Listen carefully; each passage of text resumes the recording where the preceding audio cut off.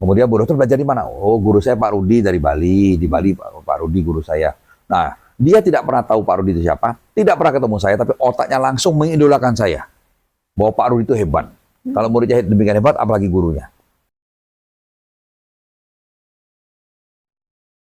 Ya, selamat siang, ketemu lagi dengan Jana. Saya bersama Pak Rudi Winata. Selamat siang, Pak. Selamat siang Mbak Jana, selamat siang Bapak Ibu. Iya, ini ada seorang dokter, Pak. Ada pasiennya datang minta giginya dicabut semua, tapi Bu Dokter itu tidak mau.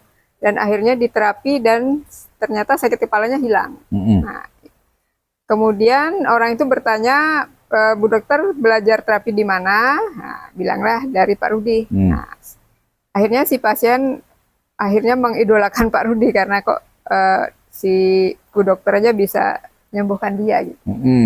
Nah, ini kejadiannya seperti apa ini sebenarnya, Pak? Jadi begini, Ibu Jana, Mbak Jana, ada satu orang dokter gigi di suatu kota di Surabaya, seorang dokter gigi di Surabaya, dan dokter gigi itu adalah murid saya.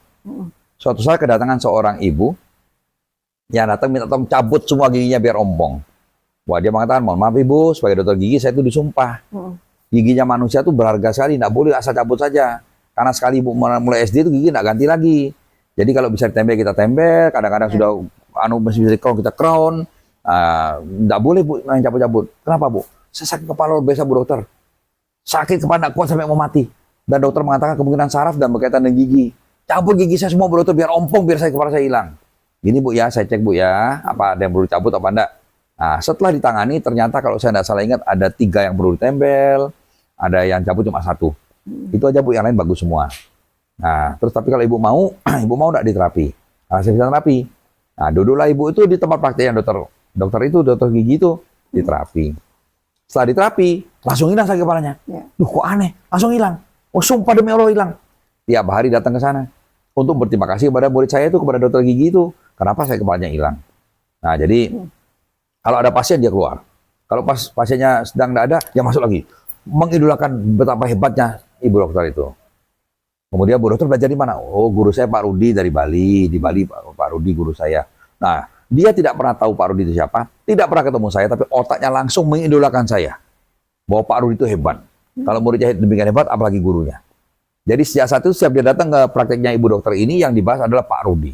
Wah, Pak Rudi hebat, padahal dia tidak pernah ketemu saya. Akhirnya karena dokter itu merasa kasihan, dan memang terjadwal saya untuk kunjungan ke Surabaya, di rumahnya dokter gigi itu, dia katakan, Bu, ini loh Pak Rudi mau datang, tak kenalkan nanti, Ibu mau foto Pak Rudi boleh, bahkan nanti mau terapi, tak mintakan Pak Rudi terapi lah. Ya. Wah, senang sekali dia. Kapan datang? 2 minggu lagi. Tiba-tiba sakit kepalanya kumat. Seperti dulu lagi. Kemudian tambah mendekati saya datang, tambah kumat. Sampai 3 hari sebelum saya datang, opname dia. Sampai akhirnya saya datang hari H, dia sudah merangkak di bawah guling-guling. Nah, saya udah dengar cerita dulu sama Ibu Dokter gigi itu, bahwa orang ini sakit, sudah sembuh, begitu dengan saya mau datang, kok tambah sakit. Oke. Pak, tolong Pak, terapi saya Pak, terapi. Guling-guling meraung-raung di kaki saya. Saya katakan, no, saya tidak mau terapi Ibu. Terus saya sakit Pak, oh saya tahu. Mau pecah kepala saya? Ya mau pecah-pecah aja. Bapak tega. Kenapa Bapak tidak mau terapi saya? Ibu diterapi oleh murid saya menggunakan kekuatan dari Tuhan. Saya juga kekuatan dari Tuhan, sama. Kalau Ibu sudah diterapi sama murid saya, kemudian saya terapi lagi, seolah-olah saya yang jadi Tuhan. Seolah-olah saya lebih hebat daripada Tuhan. Nah, boleh. Jadi Ibu udah terapi sama murid saya, sama saja. Bapak tidak mau terapi saya? Tidak mau. Nanti saya mati aja tidak apa-apa. Tega. Begitu dia melihat saya dengan serius mengatakan saya tega, tiba-tiba sakit kepalanya hilang. Langsung dia bersyukur pada Pak Rudi, syukur alhamdulillah Pak, Bapak tidak membuat iman saya bergeser dari Allah bergeser kepada Pak Rudi. Terima kasih tidak membuat saya memuja berhala. Nah, jadi Mbak Jana ada pesan moral yang sangat dalam di sini Mbak Jana. Nah, berarti apa namanya? Si pasien itu akhirnya sadar gitu Pak? Iya, jadi pesan moralnya apa? Jadi begini Mbak Jana, kalau nggak rasur ini kuat, tapi otak manusia lebih kuat. Kalau setan diusir oleh kalung nggak rasur, tapi otak kita mengundang, yang menang adalah otak kita. Oh, berarti itu namanya mengundang Pak? Diundang, secara nggak sengaja dia undang setannya, karena apa? Dia udah sembuh. Nah, dia mengundangkan Pak Rudi. Jadi begitu dengar Pak Rudi mau datang lagi 2 minggu, setannya dipanggil lagi sama dia, tanpa sadar. Masuk lagi. Nanti gurunya mau datang. Kalau belum gurunya yang keluarin, jangan keluar dia. Masuk dulu. Sakitlah dia. Semakin mendekati saya mau datang, tambah sakit dia. Karena apa? Sudah mepet waktunya. Hari H ketemu sama saya, 3 hari sebelumnya udah opname. ketemu sama saya sudah ngeletak guling-guling di lantai. Tapi begitu dia melihat keseriusan saya bahwa tidak mau terapi dia, mau mati biarkan mati, tidak kasihan. Nah, akhirnya dia mengusir, saya tanya keluar sana, percuma, baru dia nggak mau terapi kita kok, nggak mau terapi, keluar sana udah, jangan kita lagi. Sembuhlah dia. Akhirnya berterima kasih luar biasa sampai Pak Rudi, alhamdulillah Bapak tidak membuat iman saya bergeser dari Allah kepada Pak Rudi. Kalau saya terapi dia, berarti saya membuat iman dia bergeser dari Tuhan bergeser kepada manusia. Nah, kenapa dokter gigi itu pun menggunakan kekuatan Tuhan, saya juga kekuatan Tuhan, apa bedanya?